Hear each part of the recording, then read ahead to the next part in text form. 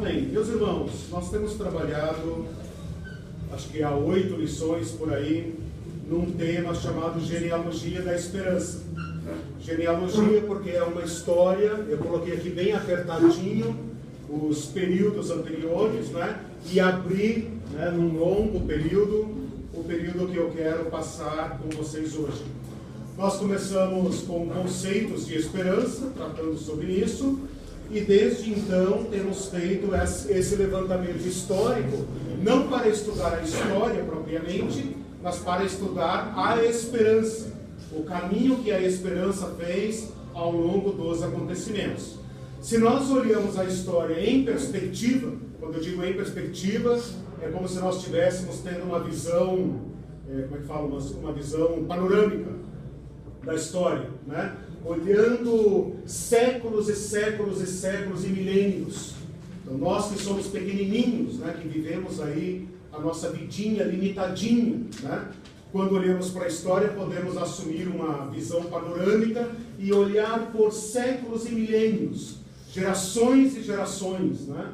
E com esta visão panorâmica da história, a Bíblia chama isso de testemunho dos antigos, né?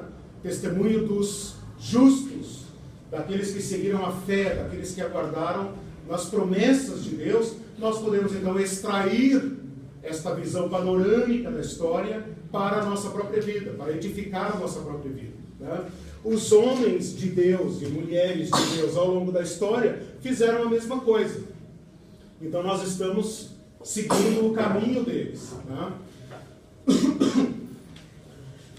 Hoje eu quero colocar para vocês esse período que vai aqui da volta do exílio até o nascimento de Jesus, né? Então, assim, é uma história pouco conhecida, eu quero apresentá-la assim, sucintamente, né? Então, esse período aqui cabe em mais ou menos 500 anos, né? Então, eu estou esquecendo aqui esses milênios aqui para trás e abri aqui, né, esses 500 anos. Estão no período que eu chamei de silêncio, né? Mas, ao contrário do que pode nos parecer, esse período não significa que nada aconteceu, né? Se a gente tomar por base apenas a história da Bíblia, fica parecendo que o povo voltou do exílio, né? E de repente, num passe de mágica, nós caímos lá no Império Romano, Herodes, fariseu, saduceu, Jesus e tal, e a gente parece que não houve história nesse período, né? Então, o fato de abordar esse assunto aqui é para a gente ainda olhar dentro dessa história chamada período de silêncio, porque não houve profecia, apenas por isso, é um silêncio profético, não um silêncio histórico, né? Então, abra a mente aí para mergulhar num período que a Bíblia não trata. Então, esse período é difícil de abordar por isso. A Bíblia não trata esse período. Então, quando a gente quer estudar a história do povo judeu, que é o povo da esperança, o povo da Bíblia, nesse período aqui, nós temos que recorrer a fontes extra-bíblicas, né? Nós temos que sair fora da Bíblia e recorrer aos livros históricos, a documentos históricos, né? Em alguns períodos esses documentos são raros, são escassos, em outros períodos são mais bem documentados. Deu para entender isso então? Nós estamos saindo das páginas da Bíblia, lá em Malaquias, Neemias e Esdras, né? De acordo com o esquema que eu coloquei aqui no quadro, Esdras e Neemias são os últimos personagens do Antigo Testamento, né? Pode ser que não seja, etc., mas a construção mais, digamos, razoável, mais bem documentada é esta, né? E entramos agora nesse período que nós costumamos chamar de silêncio. O que eu estou querendo desconstruir, né, é que silêncio não significa não história. Silêncio significa que Deus não levantou profetas. E isto deixou o povo como? Deixou o povo com aquilo que era possível ter. O que eles tinham? As escrituras passadas, a história do seu povo, a memória do seu povo, e os profetas, com todas as suas palavras, às vezes obscuras, de difícil interpretação. Então, como que esse povo sobreviveu nesse tempo? Da memória. Deus não levantou nenhum profeta nesse período. Houve profetas. houve estudiosos, houve intelectuais, escribas, diversas escolas que vão estar presentes nas páginas do Novo Testamento, surgiram todas aqui, né? Mas elas não foram consideradas escrituras canônicas, né? Os livros, por exemplo, quase todos os livros que estão na Bíblia Católica, no cânon católico, e não estão na nossa Bíblia, são desse período aqui, né? Livro de Sabedoria, livro eclesiástico, Tobias, Judite, né? São todos desse período aqui, né? Além disso, nesse período aqui, surgiram muita literatura, né? Então, assim, muitos livros foram produzidos, que não estão nem na nossa Bíblia, nem na Bíblia Católica, nem em Bíblia nenhuma. São os chamados livros apócrifos, né? Livros apócrifos significa excluído, né? Tirado do conjunto dos livros, do cânon, né? Então a palavra apócrifo significa posto de lado, né?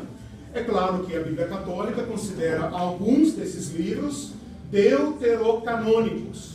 Deutero, você sabe o que significa, porque nós temos um livro que começa com esse nome, né? Deuteronômio. Deutero significa segundo, né? Significa dois em grego, deutero, né? Deuteronômio significa segunda lei, segunda edição da lei, né? Livros deuterocanônicos significam o que então? Segundo cânon, um cânon diferente, à parte. Está dentro da Bíblia, porém, eles, né, os católicos, chamam de deuterocanônicos, né? Nós chamamos esses livros apócrifos, né? Junto com todos os demais que não foram inseridos nas Escrituras. Então, a primeira coisa que eu estou dizendo é: houve história nesse período, muita história, né? E essa história vai aparecer entrecortada lá no Novo Testamento. E a segunda coisa que eu estou dizendo é que houve uma intensa produção literária. Ou seja, os judeus escreveram muito nesse período. Porém, é uma literatura que não está nas Escrituras, nem na nossa Bíblia, nem na Bíblia Católica, tá? É claro que se você pesquisar no Google, tá, você vai achar esses livros todos em português, né? Muitos deles em português, alguns em inglês e tal. Então, assim, muita produção literária. Então, não é silêncio, é silêncio profético, né? O próprio povo da Bíblia, vou mostrar para vocês, previu um tempo em que Deus não falaria, né? Então, nós vamos ver esses textos e qual é meu objetivo nessa aula? Meu objetivo não é a história em si. Esse seria um outro curso que, inclusive, já foi dado, né? Eu tenho um curso aqui de alguns meses chamado Período Interbíblico, né? Um período riquíssimo de história que ajuda a entender o Novo Testamento. Meu objetivo é colocar o pano de fundo da história e, sobre esse pano de fundo, mostrar como a esperança percorreu esse período não profético. E aqui vai surgir uma literatura que é deuterocanônica, que é apócrifa, né? Pseudoepígrafa. Pseudoepígrafa significa pseudo, falso, né? Epígrafo, escrita. Não significa que a escrita é falsa. Significa que a autoria do livro é falsa, né? O que significa isso? O livro vai chamar, por exemplo, Apocalipse de Moisés, Apocalipse de Isaías, mas não foi Moisés que escreveu, não foi Isaías que escreveu, é um fenômeno que surge aqui, né? Então houve produção de literatura. Essa literatura vai desaguar no Novo Testamento. O Novo Testamento não cai do céu, né? Ele é a continuação deste período histórico, né? E o que não está na Bíblia nesse período vai aparecer no Novo Testamento. Os grupos desse período, as escolas desse período, vão aparecer no Novo Testamento. O que é fariseu? O que é saduceu? Qual o papel dos escribas, dos peritos da lei, dos rabinos, das sinagogas? Tudo desse período aqui, tá? Inclusive, alguns livros citados no Novo Testamento são desse período. Então, o que me interessa aqui sobre esse pano de fundo é a literatura, a esperança, a profecia, não chamada de profecia, né? E um fenômeno também, que eu já vou colocar todas as fichas na mesa, né? Que é o Apocalipse. o Apocalipse surge aqui. Não o livro Apocalipse de João, mas uma literatura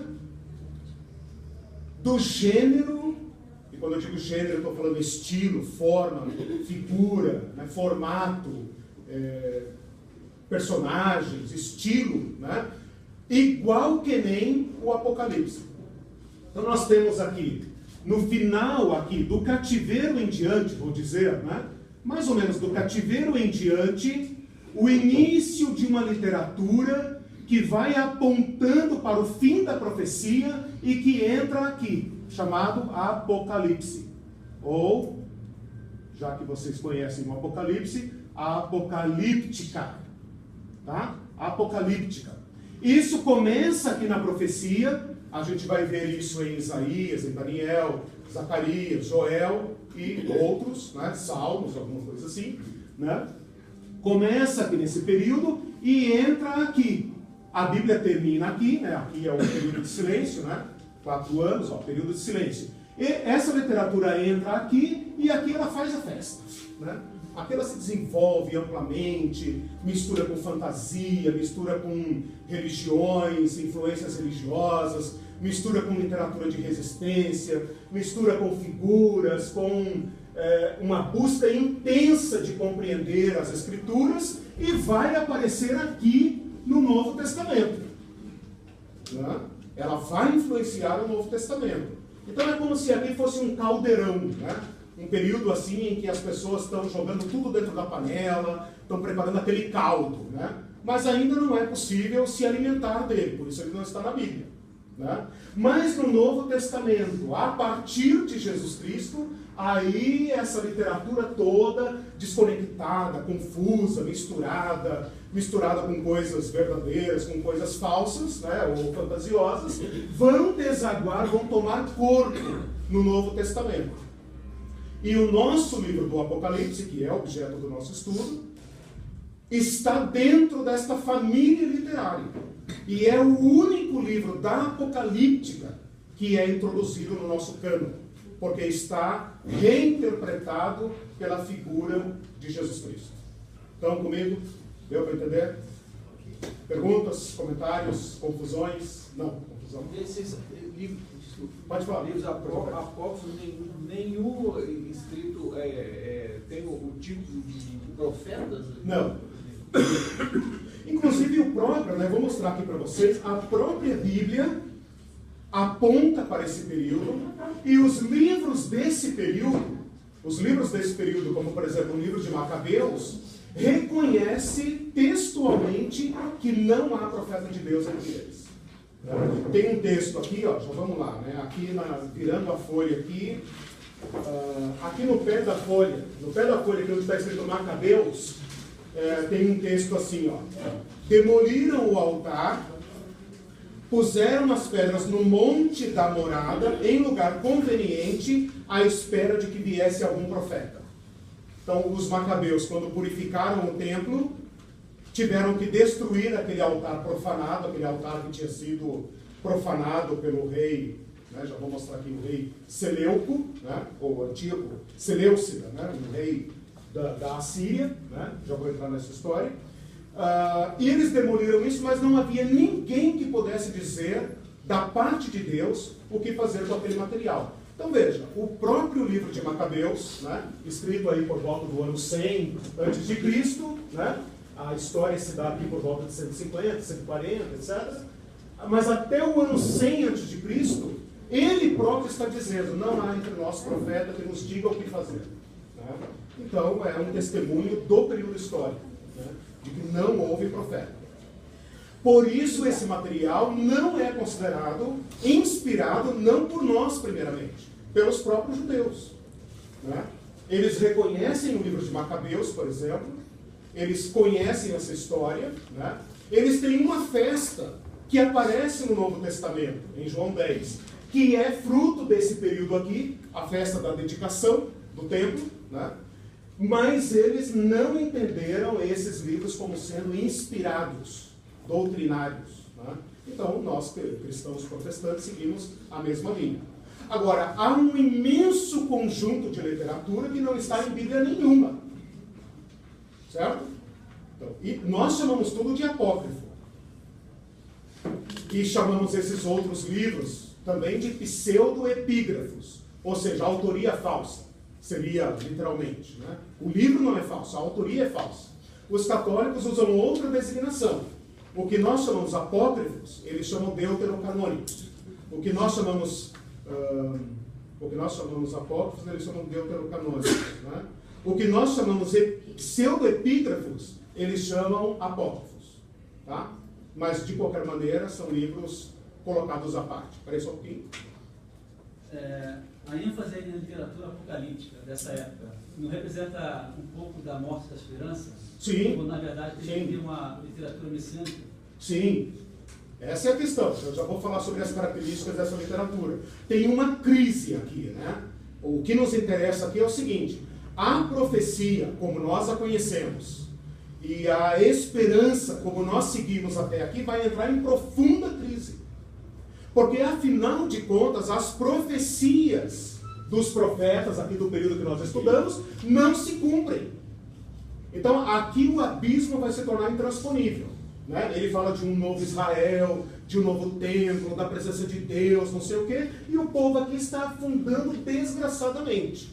Esta crise de fé vai formar, né? vai, digamos, inspirar o surgimento da apocalíptica. Uma profunda reflexão das Escrituras, que vai começar a apontar para o fim dessa história e uma intervenção divina. Então, eles têm a primeira intuição da apocalíptica, do nosso Apocalipse. Porque até então a história é aqui, na Terra, na Palestina. Né? Deus vai cumprir Israel, o trono de Davi, o templo, está tudo aqui na história, no chão. A partir de agora, esta constatação de que a história não vai ser o cenário da realização do plano de Deus, ou seja, Deus prometeu coisas muito avançadas para o que nós estamos vivendo, e essa promessa de Deus não cabe no nosso chão. Então eles começam a compreender que essa história está caminhando para uma ruína total. E que a história humana não vai realizar o plano de Deus. Ela vai caminhar para o caos. E Deus vai ter que intervir e salvar a história. Esta é a tônica do Apocalipse. O nosso Apocalipse resgata essa história. Né? E fala o quê? Esse nosso mundo vai ser julgado por Deus. Esse nosso mundo não tem condições de receber o reino de Deus. Então, é essa semente que luta contra as evidências, mas que se agarra a Deus como o único salvador da história, é o Apocalipse. Esse Apocalipse que nós conhecemos aqui no fim da nossa Bíblia, e com reflexos ao longo de toda a Bíblia, nasce nesse caldeirão aqui de profundo sofrimento. Profundo sofrimento. Eles voltam para a terra. E eles pensam, agora Israel será grande. Mas Israel só vai caindo. Miséria, sofrimento, opressão, riscos de toda a ordem, risco de vida, risco de destruição, risco de tudo que você puder imaginar. E então, os cabeças da nação, os intelectuais da nação, os sacerdotes, os homens que buscam a Deus, começam a dizer o que a literatura do nosso povo, a história do nosso povo, pode dizer para a nossa esperança. E aqui começa essa produção literária. Né? Deus vai julgar a história, Deus vai nos salvar, Deus vai intervir. Né? Só que eles não sabem como isso vai se dar, até que Jesus chega. Né? E então tudo converge para Jesus. E Jesus é que vai dar o Apocalipse de João, revelação de Jesus Cristo. Jesus Cristo é que vai trazer para si todo esse caldeirão e vai dar a ordem a isso aqui e vai então entregar para a sua igreja, para o seu povo. Espera só um pouquinho. Nesse conceito de pseudoepígrafe, o Pentateuco também não se encaixa? Não. Na minha visão, não. Ele está dizendo se o pseudo-epígrafo, né, se o Pentateuco também se encaixaria aí. Não. O Pentateuco tem a mão de editores e tal, mas seu autor principal foi Moisés. Eu não negocio essa composição. E também para ser assim estrito... Até né? porque a tradição não era escrita, né? Sim, mas o testemunho interno do livro, né, é de que houve escritura. Né? Alguma parte foi escrita. Né? E depois tudo isso foi organizado. Há uma tradição oral que é reconhecida, né, que vai resultar depois nos outros livros dos judeus, inclusive no Talmud, etc. Mas há uma tradição escrita, né, e o próprio testemunho interno das escrituras sinalizam isso. Mas independente dessa discussão, para falar assim estritamente, né, há um conjunto de literatura deste período aqui que é claramente pseudoepígrafa. Pseudoepígrafa significa o seguinte: o cara escreve em nome de Enoque, mas não é o Enoque lá do Gênesis. O cara escreve em nome de Moisés, mas não é Moisés. Ele nem pretende que seja, né? Porque o livro é claramente desse período, claramente identificado. Né? Os demais livros da Bíblia, do nosso próprio cânon, têm às vezes dúvida com respeito à autoria, né? Mas que houve produção literária ao longo desse tempo aqui. E essa literatura foi canonizada, disso eu não tenho dúvida. Né? Eu aceito o testemunho que eles próprios dão. Isso não é apenas uma afirmação arbitrária minha. Né?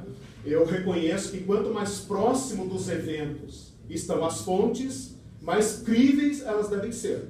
Então, se esses judeus, que estão muito mais próximos da sua tradição do que eu, dizem, né, asseguraram que esse material é legítimo, né, eu considero que eles estão mais próximos da fonte do que eu. Então eu aceito o testemunho deles. Eles disseram que esse material que surge aqui não é legítimo. Então eu aceito o testemunho deles. Né? Por exemplo, a Igreja Católica não aceitou isso com respeito aos livros da sua Bíblia. E nos criticam por isso. E tem lá a sua razão. Né? Mas nós ficamos com os donos da literatura. Né? Eles que disseram qual material é canônico e qual não é. Né? Então, mais ou menos assim. E esse período aí de 330 a Cristo foi o período em que aconteceu muitas coisas para o livro de Daniel, né? Somente a parte de guerra. Né?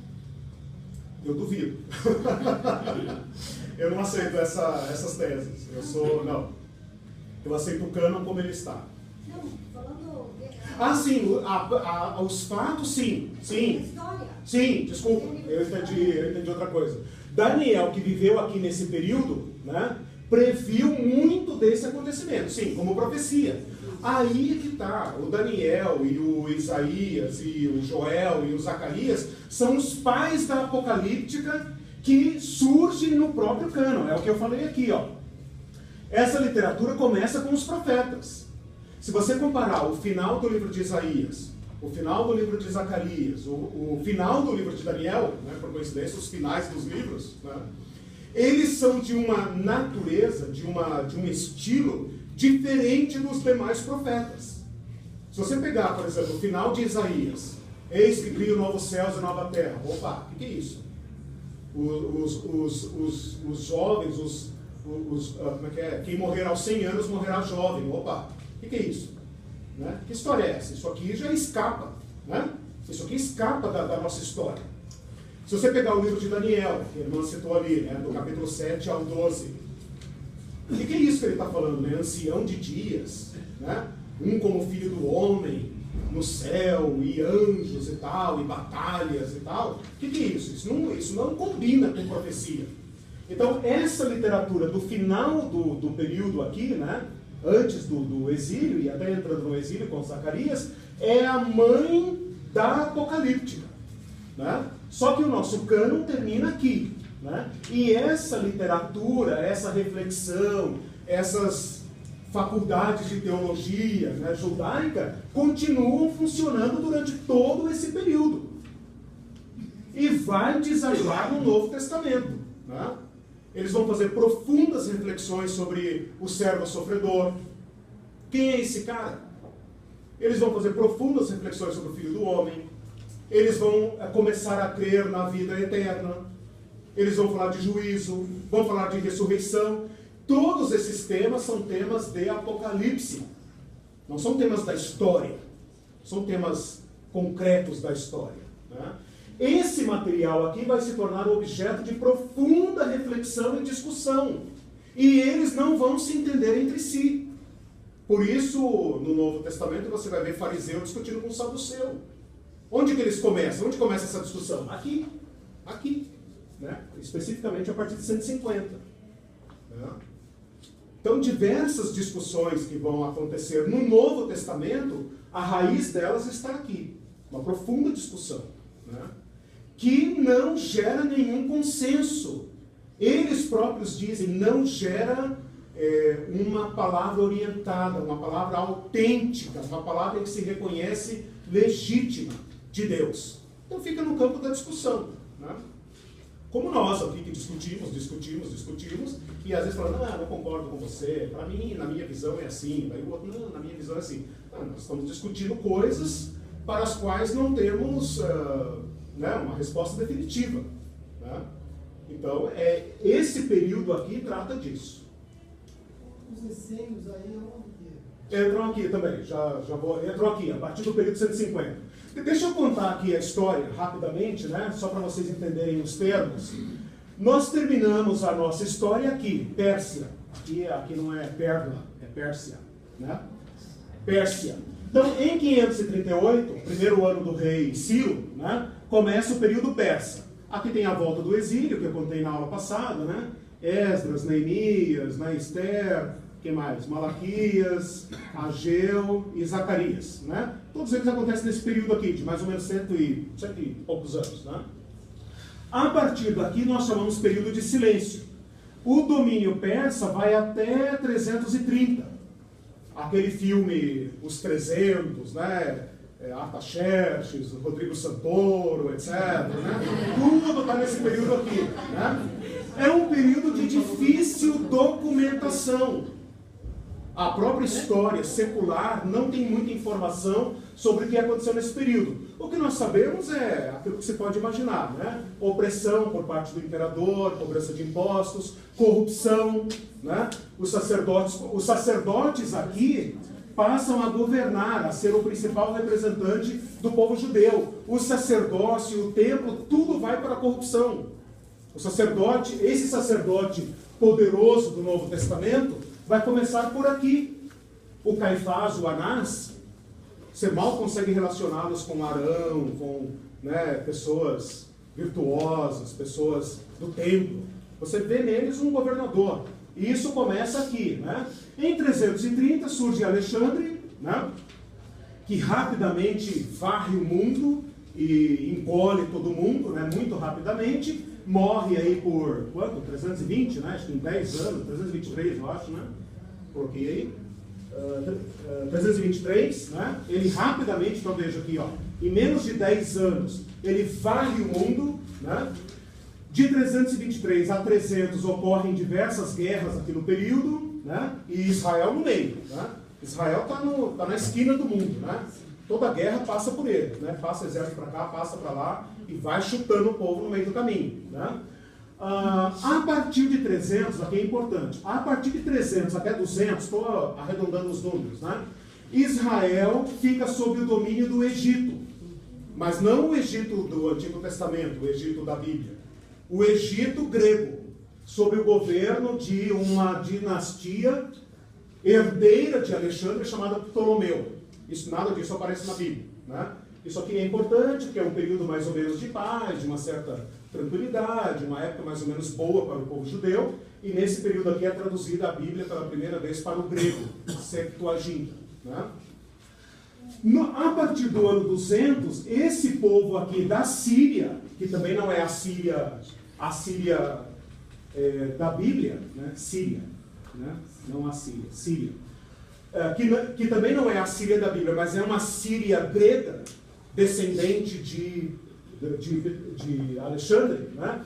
Assume o governo através dessa dinastia, Seleucidas, Seleuco. Né? Passado mais ou menos 50 anos, esse povo aqui da Assíria quer engolir o povo judeu. Então aqui tem um perigo tremendo, que nós deveríamos estudar com mais tempo e tal, porque é uma perseguição não apenas militar, é uma perseguição cultural. Né? É invadir a tradição do povo judeu e assimilá-los completamente para a cultura grega. Né? Assim como o mundo inteiro, a partir de Alexandre, vai falar grego, pensar grego e agir grego. Tanto é que o Novo Testamento é escrito em grego. Né? Os judeus nem sabem mais falar sua própria língua. Né? Falam uma mistura de grego com aramaico, etc, etc. Né? A Bíblia não é escrita em grego clássico, mas em grego halé, né? Chamado koiné, rimou, né? Nesse período aqui, irmãos, houve uma intensa perseguição. Então isso aqui é importante para nós. É importante para nós e para o nosso Apocalipse. Porque pela primeira vez o povo judeu passa a ser perseguido religiosamente, para destruir sua religião, para destruir a Torá. Pela primeira vez a Torá foi queimada, destruída. Quem possuísse um pedaço da lei, uma cópia da lei, era condenado à morte. Esse imperador invadiu o templo, profanou o templo, sacrificou porco no altar e quis obrigar os judeus a prestarem cultos pagãos, abomináveis.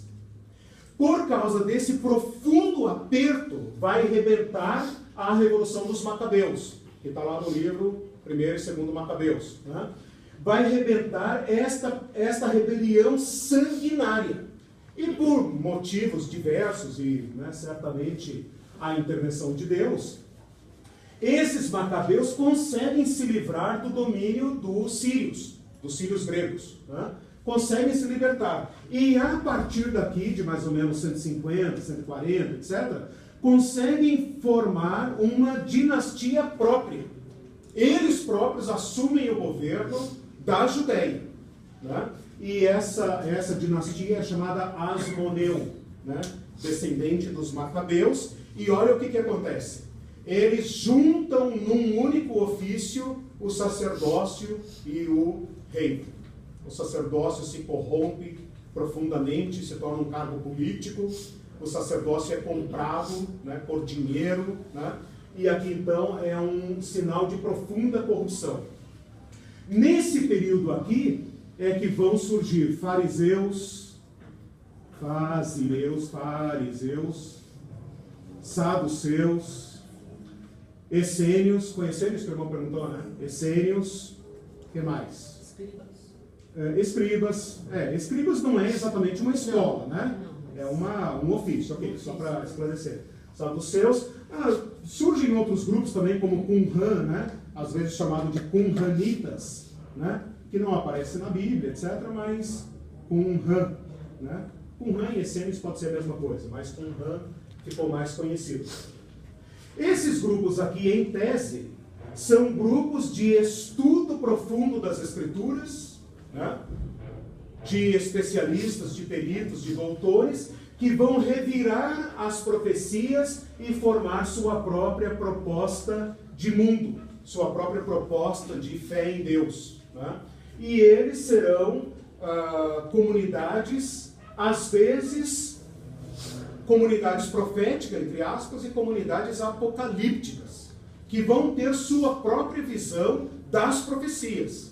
E então, neles, a esperança encontra, digamos, um certo berço, né? Onde eles podem meditar, refletir, discutir, se posicionar, tanto politicamente como religiosamente, né?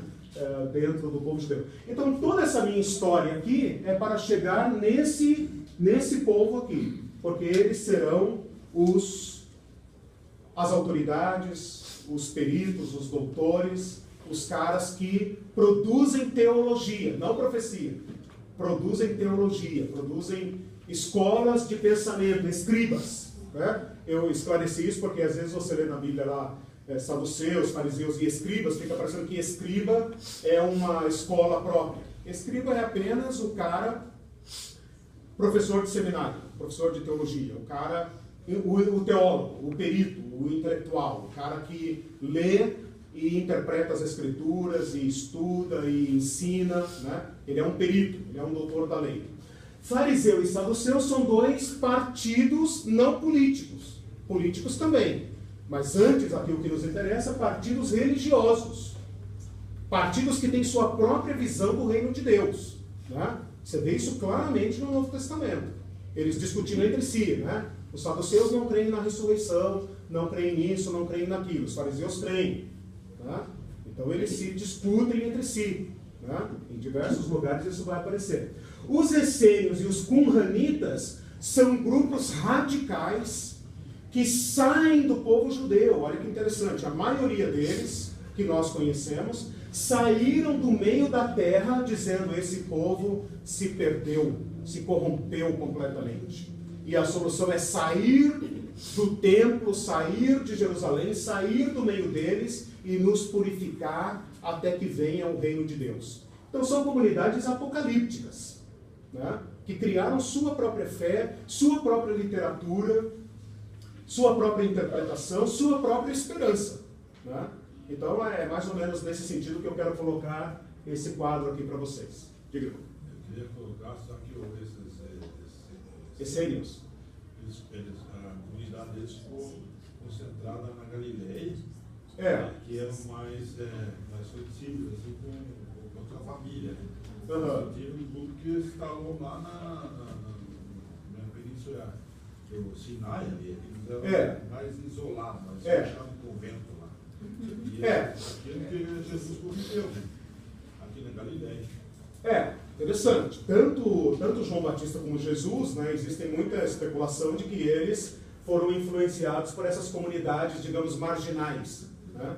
Mas é interessante, eles viveram como hoje são os conventos, os mosteiros. Né?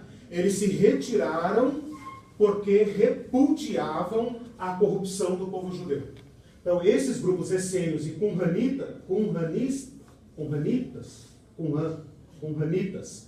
eles são povos apocalípticos. Eles se retiraram do templo, eles rejeitaram o sacerdote, eles rejeitaram a influência grega no meio do seu povo e se retiraram. Para esperar quem? Para esperar o Messias. Para esperar a vinda do reino de Deus. Né? Então, eles produziram muita literatura mística, literatura apocalíptica. Né? As principais escrituras que nós conhecemos hoje foram conservadas por eles. Inclusive livros da Bíblia. Né? Foram conservadas por eles. Porque se retiraram para aguardar o povo de Deus. Então, são herdeiros da esperança. Né? O nosso tema é a esperança. Então, eu quero fazer todo esse trajeto vital para perseguir a esperança. Onde é que ela está? Né? Em grande parte, esse povo aqui perdeu a esperança. Muitos dos judeus aqui disseram: vamos nos tornar gregos. Vamos parar de circuncidar. Que coisa ridícula, que coisa mais atrasada. Né? Os gregos tinham outra relação com esportes, com cultura, com nudez, né? E os judeus começaram a parar de se circuncidar para se tornarem gregos. Né? E isso criou uma reação forte. E aí surgem esses fanáticos, né, entre aspas, né, que falam: não, nós queremos ser judeus, queremos guardar a esperança, queremos circuncidar nossos filhos, queremos manter a pureza da lei. Né? E isso é uma tensão de esperança. Os sicários entram ali também? Sicários são um pouco mais para frente, né? Sicários e zelotas, né? Eu não coloquei aqui. Que aparece no Novo Testamento. Isso. Zelotas são também, só que nós temos que lembrar que eles são do período romano, né? Porque olha só para terminar a história, né? O período asmoneu dura aqui cerca de 100 anos, né? Mais ou menos aqui pelo ano 60, 60 e pouco, Roma toma a Judéia. Né? Roma toma a Judéia e coloca no poder um rei estrangeiro, Herodes. Né? Ele é que vai surgir aqui ao longo do tempo, né? Não exatamente em 63, mas no decurso aqui do tempo, mais ou menos pelo ano 30 e pouco, Herodes, aquele Herodes lá, o velho, que matou, etc, louco, perverso, mas também extremamente hábil, construtor, engenheiro, inteligentíssimo, grego, né, um grande chefe, assume o controle do povo judeu. E quando você abre o Novo Testamento, quem está lá? Herodes. Né? Então é mais ou menos essa história. Título, né? Não. Esse Herodes não. Não é título. É claro que ele se torna não é título como Faraó, por exemplo. Né? Faraó é um título, Herodes não. É o nome dele, mas se torna um nome, digamos, vai ter outros Herodes, Herodias, se torna um nome clássico. Né? Elisia, Oi. 150 para frente, porque aparece a sinagoga. Não, sinagoga, na verdade, a origem dela é desde Esdras, desde Babilônia. Né? Mas quanto mais esse povo vai entrando em crise, mais importância todo esse sistema vai tendo. Né?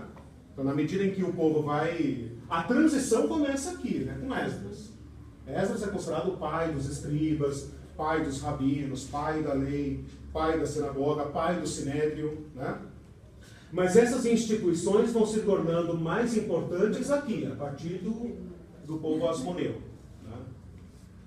Porque Jesus pregava muito nas sinagogas. Sinagogas. Então, ali você já tem sinagoga por todo lado. Né? O templo é para visitas esporádicas. Né? Uma vez no ano, subir ao templo e tal. Mas o povo agora tem escolas, e por isso você vê fariseus e saduceus espalhados por todo lugar, onde os hostais estão no meio. Porque eles estão espalhados pelo país. Né? Os saduceus, no Novo Testamento, costumam ser o povo mais chique, né? Intelectual, poderoso, rico. Né? Esses são encontrados mais no templo. Fariseu não, fariseu é a plebe. Né? Eles estão em todo lugar, são pobres, são justos, são retos, são legalistas. Né? Nós temos uma visão muito crítica dos fariseus. Né? Às vezes deveríamos ser um pouco mais fariseu. Né? Levar a fé um pouco mais a sério, né? Porque nós metemos o pau neles, né? Só lembra que com a medida com que os julgaram, seremos julgados, né? E Jesus falou que a nossa justiça tem que exceder a deles, né? E eles são exemplos de retidão no Novo Testamento. Se a retidão salvasse, a observância estrita da lei salvasse, os fariseus seriam os primeiros a entrarem no reino dos céus. O que Jesus chamava eles de fariseus hipócritas? Porque alguns fariseus, algumas escolas dentro do farisaísmo mereciam essas críticas. Né? Mas nós temos que ver também elogios a eles. Né? A amizade de Jesus com eles, discussão de Jesus com eles. Né? A questão também é se pendurar nisso, né? Oi? A questão também é se pendurar nisso. Sim, claro. Eu sou o cara, eu sou o correto, sim, legalista, santo, puro, e tal, e se esquece do sim, do coração. Do coração, do amor. Eles, agora veja, irmãos, por que esses grupos nascem? Reação à perda da esperança. Reação à perda da esperança. É muito fácil criticar, por exemplo, os fariseus. Mas você tem que colocar o fariseu lá no seu contexto. Lá onde a cultura grega está invadindo tudo, assimilando tudo e destruindo a tradição deste povo, a herança deste povo. Eles surgem como combatentes, como pessoas que dizem assim, não, nós somos judeus. Né? Nós somos judeus, nós vamos circuncidar nossos filhos, nós vamos guardar a lei, nós não nos contaminaremos, e eles vão tornando isso sim um extremo. Né? Não pronunciar o nome de Deus em vão, lavar as mãos antes de comer, uma série de regras para se tornarem aptos para o reino de Deus. O que está por trás desse farisaísmo, né? Por isso que eu estou fazendo aqui uma contra-crítica aos fariseus, né? É porque o que está por trás desse legalismo deles é a esperança no reino de Deus. Eles não são apenas de bonito, estão ali lavando as mãos e fazendo sacrifício, e jejuns, e dando dízimo da hortelã, do endro e do cominho, só para bonito. Eles querem se tornar aptos para o reino de Deus. E eles estão fazendo isso há séculos, quando Jesus aparece. Pelo menos mais de um século, né? 150 anos, por aí. Né? Eles são herdeiros dessa posição de resistência. Os saduceus já são mais habilidosos, né? Mais políticos. Né? eles se entendem com o poder, se entendem com os gregos, se entendem com os romanos, né? Eles são, digamos, o partido que faz... são mais políticos, mas são também religiosos. Eles estão fazendo esse como é que fala? Esse jogo de cintura, né? Esse jogo de cintura político, que a gente conhece muito bem, né? Para proteger o templo. Eles não querem perder o templo. Então, se para preservar o templo nós temos que negociar com romanos, ora bolas, vamos negociar. Lembra quando a Anaísa Cafaz fala é preferível que morra um homem do que pereça toda a nação? Esse é o jogo deles. Esse é o jogo deles. Se nós partirmos para cima, como os zelotes e os sicários vão fazer, eles são fariseus que pegam em armas, né, e falam, nós não vamos esperar esse lenga-lenga, não. Nós vamos partir para cima. Né? Esses aqui são os fanáticos guerrilheiros, que pegam em armas e falam, nós não vamos ficar esperando. Né? Vamos partir para cima. E partiram mesmo. E tomaram na cabeça. Né? Eles que destruíram Jerusalém, né? Eles foram a causa. Eles enfrentaram os romanos. Eles estavam dizendo, olha, Deus é conosco, olha aqui Sansão, etc., Davi, etc., vão para cima desses caras. E foram. E tomaram na cabeça e Jerusalém foi queimada, no ano 70. Né? Mas todos eles aqui são pessoas que estão tentando proteger a esperança. A guerra deles é a esperança. O nosso povo não é como os demais, como os gentios. Nós somos portadores da esperança. Nós olhamos para nós aqui um pequenino povo, michuruca, mas aqui virá o reino de Deus. Aqui nascerá o filho de Davi que regerá as nações. Por causa disso, nós não permitiremos a destruição do nosso povo. E então eles se dividem em diversos partidos. Né? Esses essênios e cumranitas chegam ao ponto de rejeitar todo mundo. Vá todo mundo para o raio que o parta. Né? Eles saem do povo para dizer, aqui nesta comunidade, nós preservaremos a justiça. Nós preservaremos a fé, a esperança. Né? Esses fariseus estão corrompidos, os saduceus estão corrompidos, os asmoneus são perversos, são corruptos. Né? Aqui não, nesta comunidade nós viveremos em paz, nós praticaremos a justiça, nós serviremos a lei, nós nos dedicaremos à esperança do reino de Deus. Todos fracassaram, mas fracassaram na esperança. Com seus erros, seus excessos, que nem igual que nós. Com seus erros, excessos, desvios, heresias, mas lutando para manter a esperança. Então, eles são nossos juízes. Eles são nossos juízes. Porque agora a nossa fé também está sendo assediada para ser engolida. É ou não é? Sim. O que vocês esperam, seus manés, seus fanáticos, seus... Né? Nós estamos vivendo esse período aqui, né, de um monstro que quer nos engolir e nos assimilar e nos digerir.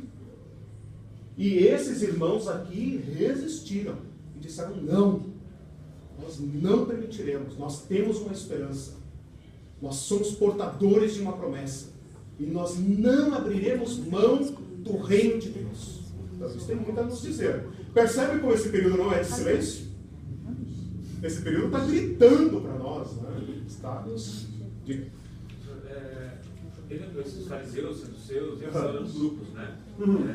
Quando você nascia numa família de fariseu e você se tornava fariseu, ou era uma opção? Não, era uma opção. Mas a família de Jesus vinha de qual grupo? Interessante, né? Como eles viviam em vilas rurais, né? Nazaré é uma vila rural, acredito que está muito mais ligado a fariseus. Né? Eu já vi literatura dizendo que Jesus era fariseu e tal. Não, acho que não. Porque, veja, os fariseus seriam hoje... Vamos fazer uma comparação assim como o católico e o padre. Né? Ser fariseu era como entrar num convento para seguir a religião, para ser um monge. Né? Ser um especialista da lei. É uma religião popular, que está próxima do povo, né? Mas o cidadão comum, o José, o Pedro, esse povo aí, não, eles não são fariseus, eles são judeus que vivem em sinagogas, né? Lucas 4, Jesus chegou em Nazaré e foi à sinagoga como era seu costume. Agora, na época de Jesus, o sistema está tão pesado, né, que muitos judeus já não conseguem mais entrar na sinagoga. Por quê? Não conseguem cumprir a lei.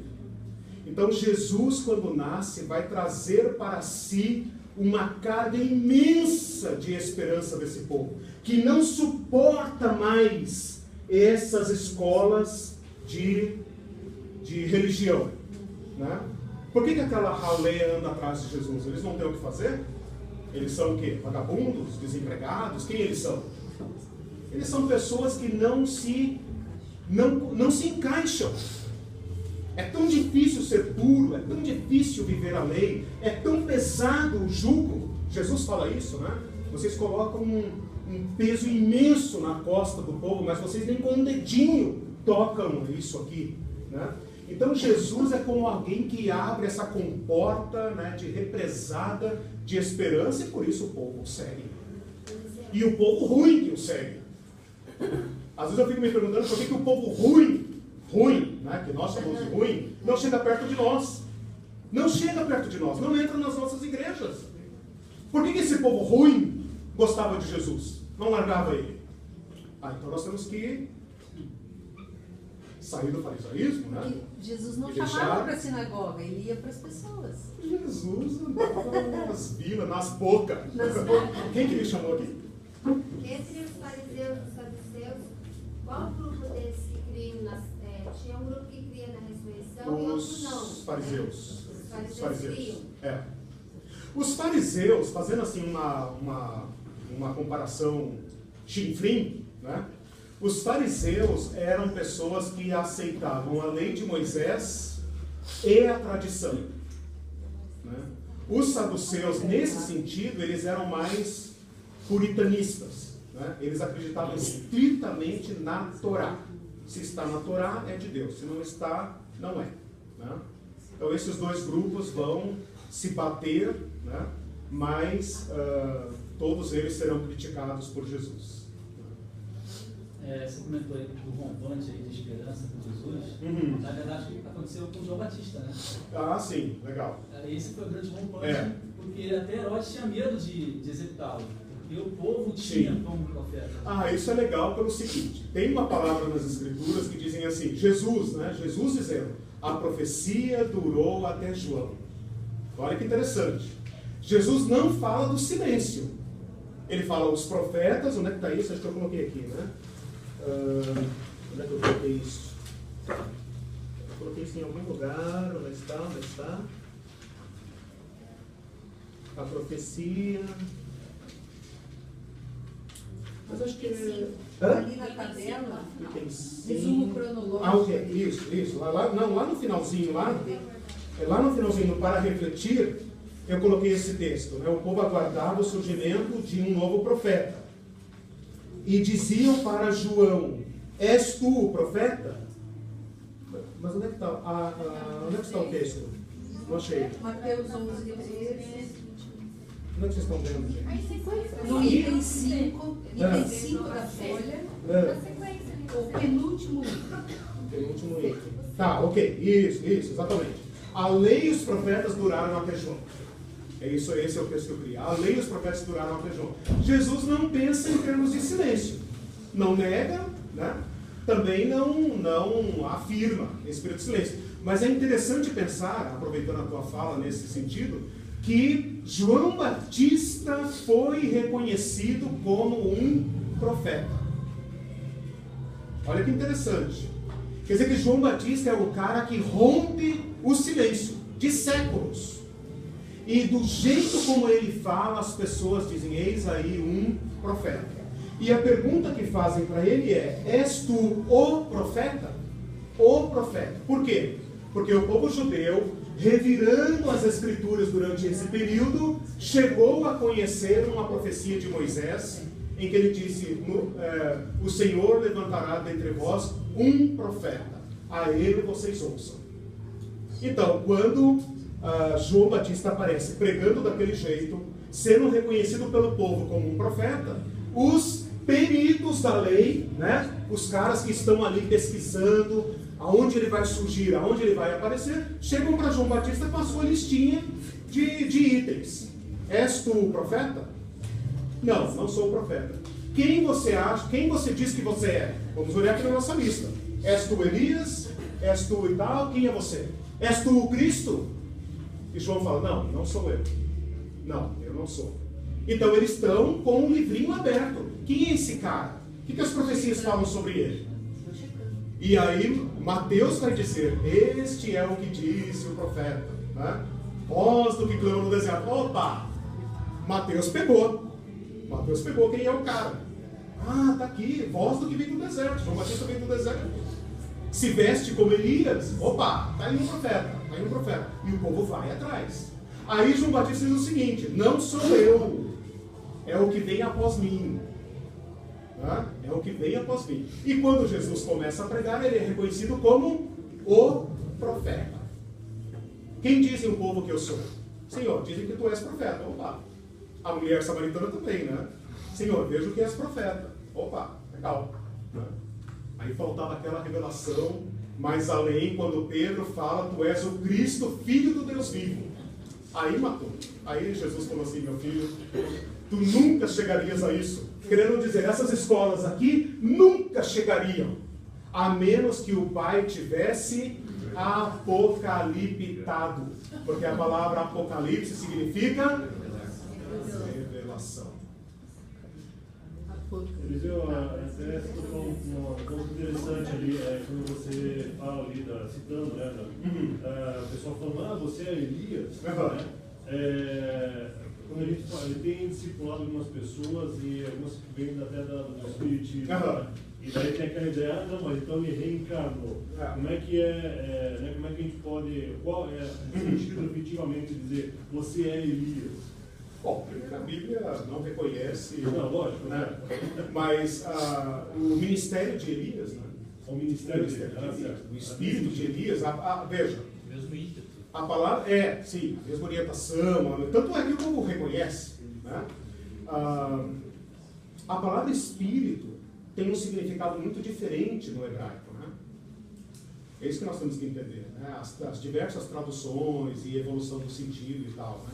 O espírito no hebraico pode ser a inspiração, o impulso, exatamente o impulso. Porque espírito no Antigo Testamento é vento, no grego também é vento.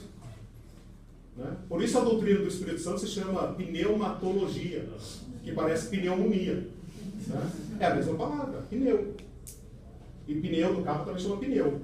Né? Mas o Espírito Santo exatamente, o Espírito Santo é pneuma, o pneuma de Deus. O que isso significa literalmente? Né? Rigorosamente traduzido. O Espírito Santo é o vento de Deus. Jesus falou que ele era como o vento. Né? Então nós temos que pensar aí, porque esse conceito de espírito como entidade abstrata e tal é um conceito estranho. Né? Eu não estou dizendo que o Espírito Santo não seja Deus, não é isso. Mas a figura com que ele é revelado nas Escrituras é o vento de Deus. Então, nesse sentido, só fechando, então, é a ideia de que é do mesmo pensamento. O mesmo espírito que estava sobre Elias, a mesma inspiração, a mesma mensagem, a mesma contundência, um profeta de juízo, porque João Batista vem metendo fogo em tudo, né? Tanto é que João Batista pergunta para Jesus, vem cá, meu, tu é aquele ou não? Eu meti fogo em todo mundo, agora você vem aí com essa mensagem de paz e amor e tal, eu estou me perguntando se é você mesmo. Eu estou arriscando meu pescoço, literalmente, né? Estou arriscando meu pescoço por você, rapaz. Aí você me aparece aí com andando com esses pecadores e tal, e não sei o quê, né? E João Batista falou assim, olha, o machado está na raiz da árvore, está para cair. Esses dias eu lembrei disso, né? O Bolsonaro desculpa, não deveria ter falado isso. Bolsonaro se batizou, eu lembrei de João Batista, né? Raça de víboras! Quem vos ensinou a fugir da ilha vindoura, né? Agora, o João Batista é um personagem que daria para fazer aí 3, 4, 5 aulas só de João Batista. Sim. E esse rompante aí, ele é muito significativo. E aparece no segundo período de silêncio, que é o próprio período de silêncio de Zacarias. Ele fica mudo Ah, sim. Depois da revelação, então Deus cria um período de suspense. Sim. Ele revela, mas não revela. Ok. E Zacarias percebe quem ele era. Sim. Tu és aquele que virá diante do Senhor, né? Você, meu filho, será aquele e tal. Bom, gente, eu tenho que ir caminhando para o final. Meu objetivo era colocar esse pano de fundo histórico, né? Porque é uma história difícil de ser contada, difícil de ser estudada, né? Mas acima, né, construindo em cima desse pano de fundo histórico, percorrer a esperança, né? Então, basicamente, eu disse que surgiu uma intensa produção literária, que está fora do nosso conhecimento, são livros que a gente dificilmente lê, tem livros pequenininhos que você pode ler, mas é uma intensa busca das Escrituras, e uma reflexão, uma especulação a respeito das Escrituras, né? Uma releitura das profecias, uma reinterpretação, né? Que vai desaguar nesses personagens aqui, quase todos eles presentes, né, no Novo Testamento, com suas diferentes escolas de interpretação. Mas a minha proposta aqui é que a gente os entenda como sendo guerreiros da esperança, como pessoas que estão ali como uma barreira, né, um escudo contra uma enxurrada grega, que vem para arrebatar e arrasar com toda essa tradição da esperança. E esses hominhos aqui, né, com seus excessos, seus erros, suas virtudes, seu testemunho, porque muitos deles creram e se tornaram nossos irmãos na igreja primitiva, inclusive saduceus, né? Zelote era apóstolo, né? Simão Zelote, né? O Judas Iscariotes possivelmente era um sicário. Existe essa possibilidade dele ter sido um sicário, que falou, cara, esse cara não vai dar em nada, eu vou voltar para a espada, né? Eu tentei juntar esse cara com a espada, não deu certo, né?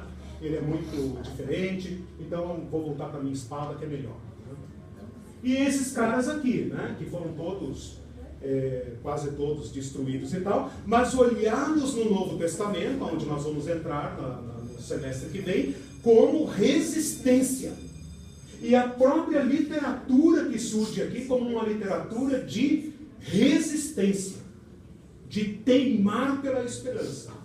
Inclusive Apocalipse de João, que vai nascer também num período tão depravado e triste e sombrio como esse daqui, né?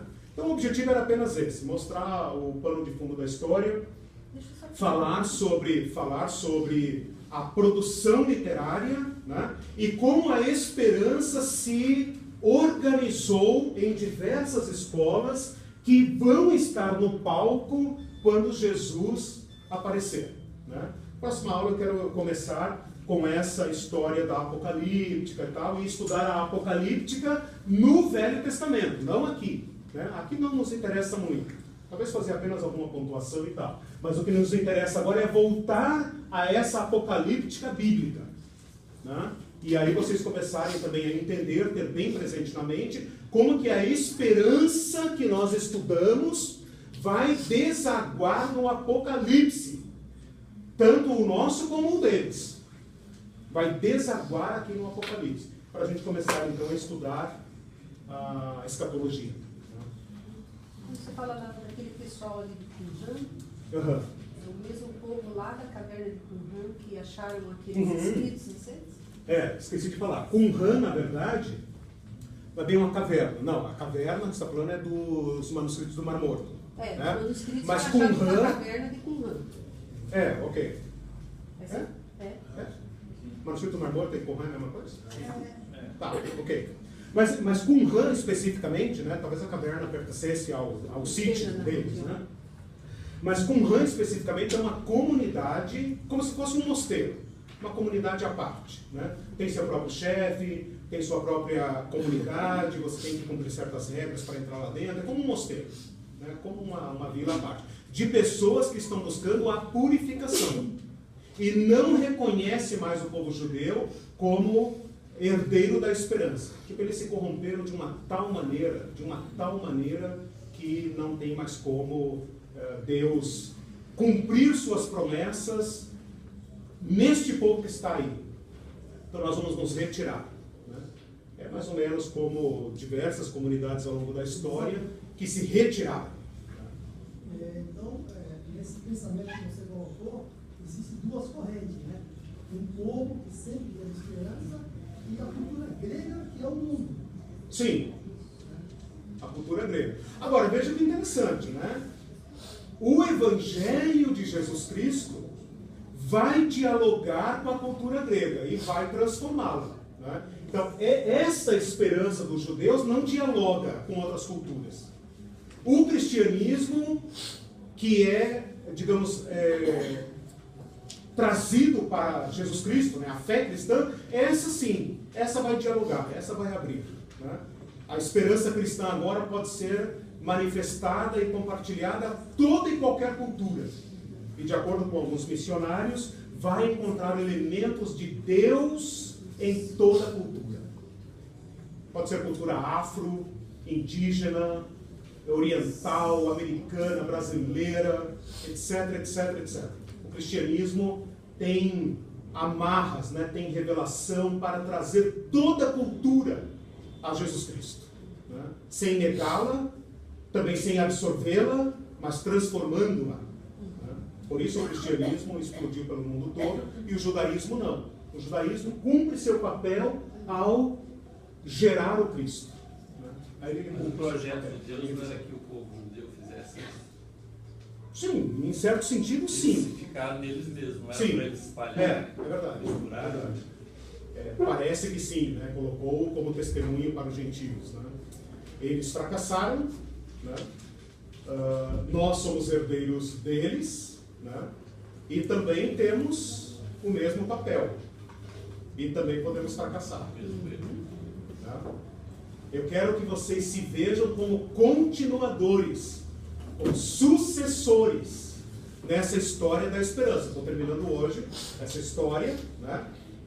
Mais ou menos, assim, estou terminando, né, a história, mas eu quero que cada um de nós se veja como sucessor de uma esperança milenar, né, que remonta a milênios de história, e que em cada geração teve a sua expressão, e que nesta geração é tu. Se você mantiver firme a esperança. Senão, vai se tornar como o sal que pode ser jogado fora e pisoteado pelos homens. Nós só temos uma alternativa. É ser cristão. Se parecer cristão, o mundo vai pisotear e passar por cima. Ou nós redescobrimos o cristianismo de Cristo, a esperança de Cristo, ou então o mundo vai nos jogar fora. Isso é palavras do próprio Jesus. Meus irmãos, sou obrigado a terminar. Né? Daria para ficar aqui mais uma hora.